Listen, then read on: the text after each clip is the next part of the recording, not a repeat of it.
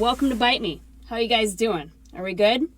I'm doing okay. I'm still over here in my little naughty kid corner. You know, it's me, John Scott Won't Stop, J.D. Con, Big Joe Berserk.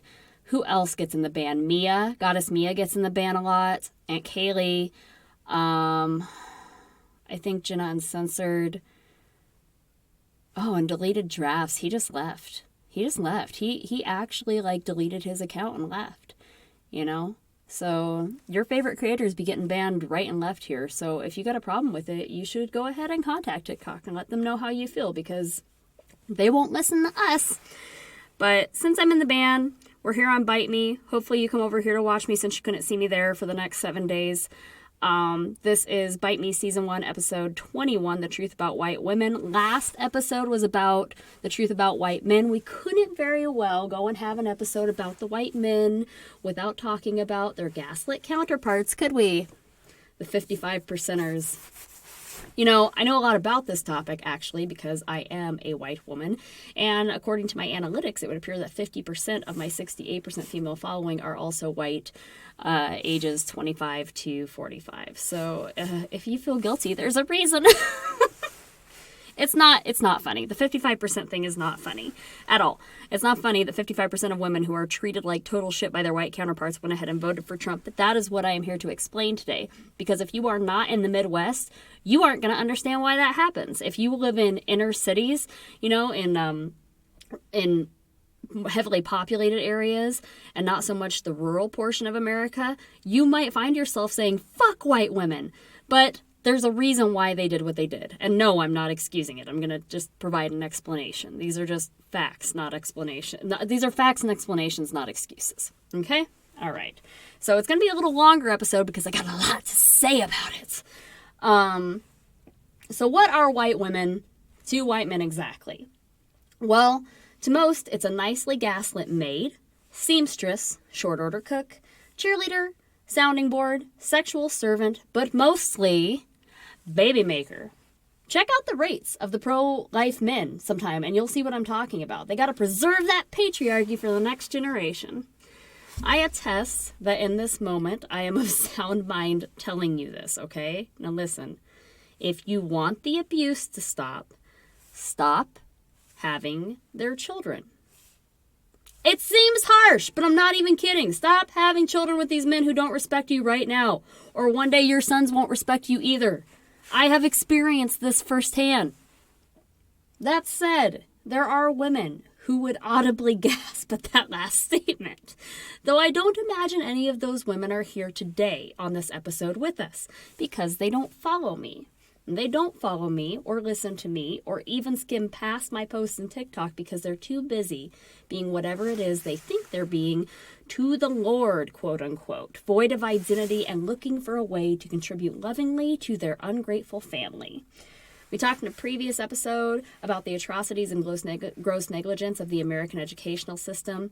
And my partner, Easy, he said it best when he talked about biblical aspects and people being virtuous towards them. He said, people who are religious don't think for themselves, so they need somebody to do it for them. Add this to the fact that women are by nature virtuous and inherently caregivers. So that's the case with some of these ladies. The Duggar family. You guys see the Duggar family on TLC? It's like a prime example of what I'm talking about. Or any Midwestern ranching family where the mother is like the martyr, just like killing herself for the family and taking all the attention she can get for it. That's what I'm talking about. The Bible is used as a tool.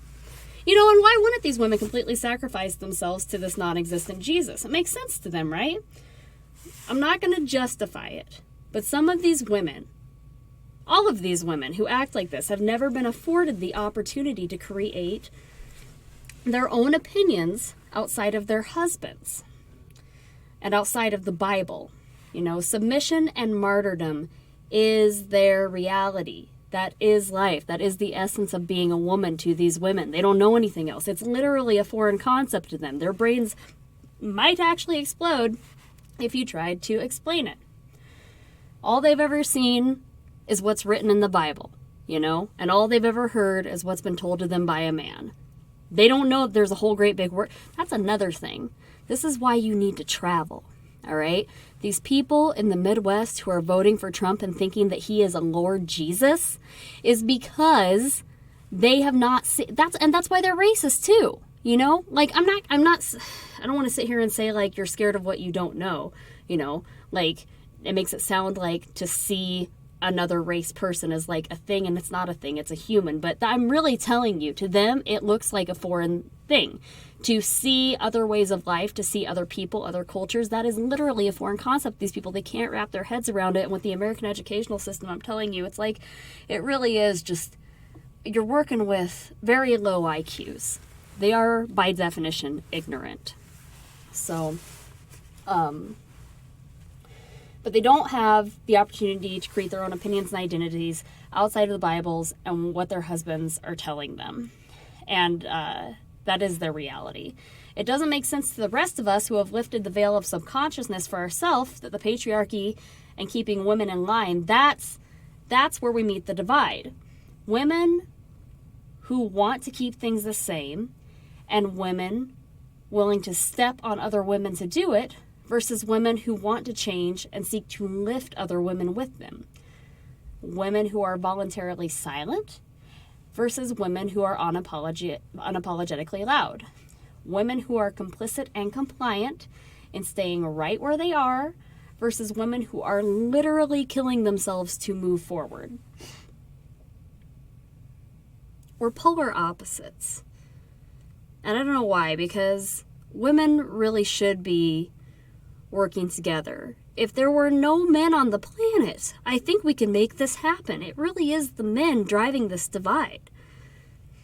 I don't mean to sound like, I'm bisexual. I don't mean to sound like super duper feminist, super duper lesbian, super duper man hater, but honestly, when you really get down to the nitty gritty of it and take a big step back and look at the big picture, what's preventing women from coming together? And it's the Bible and men.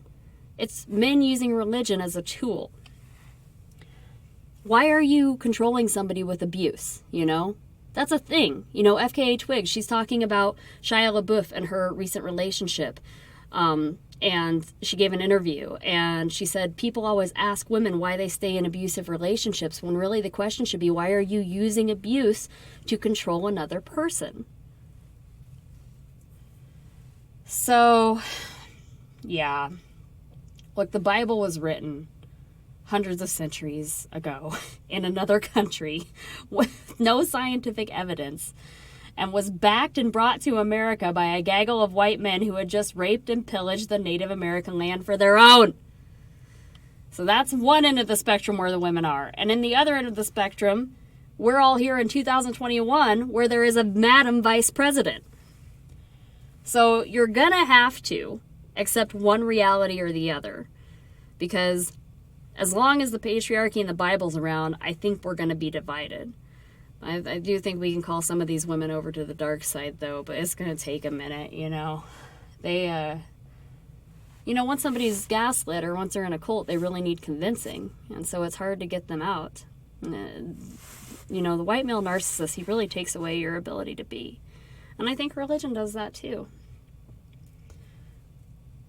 Women, ultimately, eventually, are going to have to ask themselves which side of history they want to be on. So, that's white women in a nutshell in a 10-minute episode. There's a lot I could say about fucking white women, man. So, yeah. Again, still pushing that to always carry yourself with the confidence of a mediocre white male t-shirt. It's on my website, thetruthfulgroomer.com, in the merchandise section. If you want to learn more about black women, white women, and the gaslighting effects of white men, and specifically white men in the workplace, you can go to medium.com. They've got a nice article about that by Avery Francis. And if you want to know more about why women endure domestic violence in the name of God, you can go to abc.net.au, and that's an article by Julia Baird and Haley Gleason. Really interested in hearing you guys' thoughts outside of TikTok, as again, I am banned for 7 days. You can submit your thoughts on the website forum. You can message me directly. The link is in my bio. And please check me out on Twitter and Insta, because that's where I'm going to be all week. Thanks, guys. We'll see you next time.